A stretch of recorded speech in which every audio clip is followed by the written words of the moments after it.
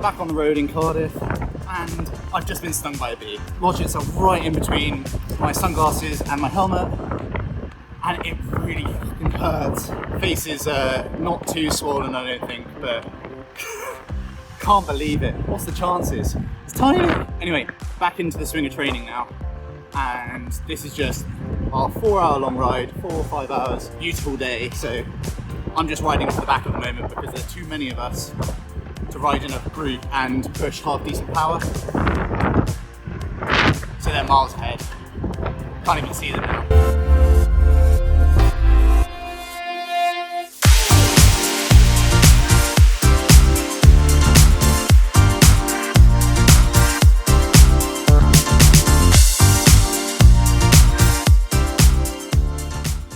Just thought I'd do a few updates from me in terms of what my training is looking like now and some plans for the future. If you hadn't already gathered from previous videos and whatnot, I'm probably not going to stick around in much short course racing anymore. So whilst I'll carry on riding this beautiful Trekkermonda and racing it every now and again, it's not going to be full-time focus now. The focus will now shift to 70.3, which if you watch the channel often, it probably makes sense, right? Like, most of my decent results have come from 70.3. So there's that. And what's that going to look like? Well, it's between Challenge and Ironman, and my thinking is that I'd like to go to the 2 championship events next year, and that's the Challenge Championships in Samarin, which I managed to qualify for in Fishguard, and then the Ironman 70.3 World Championships, which is a bit more of a stretch goal. And that's like, you have to do Ironman events and come in like the top 1 or 2, depending on the roll down. Yeah, both pro events, obviously. Would love to go to both of them, but we'll have to see how the races go. So the back end of the season, instead of going for challenge events, I'm going to be concentrating on Ironman events. I'm going to do 1 or 2 of those, and maybe another local British race, because travelling internationally too much would be too much of a strain. The local one will probably be something like Outlaw X.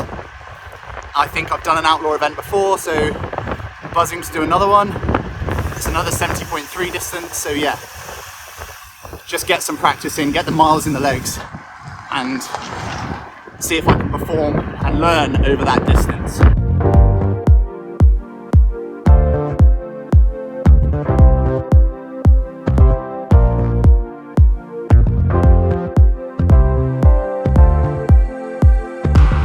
Why can I do these events? And that comes down to basically the fact that I've qualified to be a pro athlete for Britain. So I had to either compete in the major games, check, did Commonwealth Games, and also I had to place well in a couple of designated races, and one of them was Nottingham last year. Then also there's other criteria, like in Fishguard I came 5th within X percentage of the winner, so that worked as well. So basically, that allows you to then apply for a British license, pro license, and then they check the data, make sure that you're legit, and then send you the letter to give to Ironman. Then you can apply to be a pro Ironman athlete and get a license, which I don't think I'll do because it costs a lot of money for a year, and it's like 1st of January to 31st of December, and I only want to do 2 races. 2 races will cost me 500 euros, whereas a year license is 900 euros. So obviously I'd have to do at least 4 races to make it worthwhile.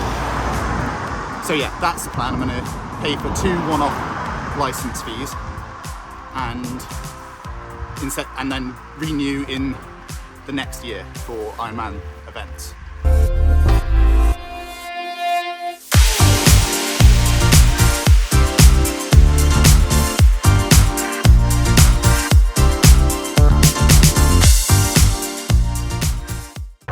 So what does that look like for training?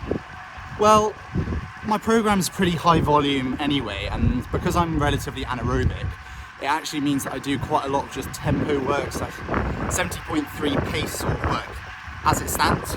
So I'm actually not going to change too much about my general program, other than I'm going to try and do a little bit more biking and cycling on the time trial bike. But that's it. There's not too much other stuff that I'll be changing. Maybe a little bit more tempo on the run, but yeah, in general, not a lot. I'm just going to try and get dialed in a bit more on the bike, and that's it. So yeah, I don't think I need to reinvent the wheel to go 70.3 distance. I think it's a little bit different going long course in terms of Ironman distance.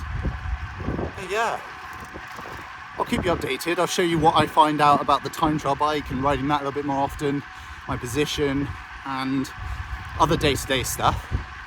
But yeah, going to carry on training with the squad. Enjoy that, so not going to change that. Carry on doing hard sessions and see how it goes. But yeah, stay tuned and I'll keep you up to date. Thanks for watching.